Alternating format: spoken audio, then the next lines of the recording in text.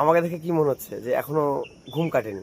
কারণ 5টা বাজে, 5টার সময় উনি এসছেন। আসলে উনি ডিউটি যাবেন, তো সেই জন্য বৃষ্টি হচ্ছে বলে ভাবছেন তাড়াতাড়ি চলে আসি।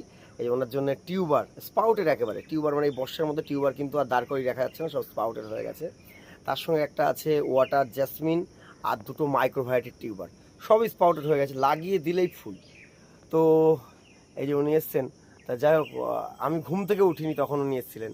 তো মা ডাক দিচ্ছেন, আমি ভাবলাম ভোর হয়ে গেছে তাই মা ডাক দিচ্ছেন, কিন্তু না, উনি এসছেন বলে ডাক দিচ্ছেন। উনি আমার কাছ থেকে পদ্ম নিয়ে যান।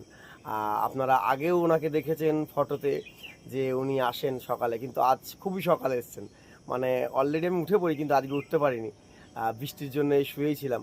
আবহাওয়া খুব ভালো, ঘুমানোর টাইম। তো এই টিউবারগুলো চলে যাবে আবারও বাইরে। তো উনি আসছেন কোথা থেকে জানেন? আমার পুরুলিয়া। বহরমপুর। বহরমপুর। বাড়ি বহরমপুর। উনি বহরমপুর আমাদের দুর্গাপুরে কাজ করেন। তো যেদিনই বাড়ি যান তার আগের দিন আসেন আমার কাছ থেকে গাছ নিতে।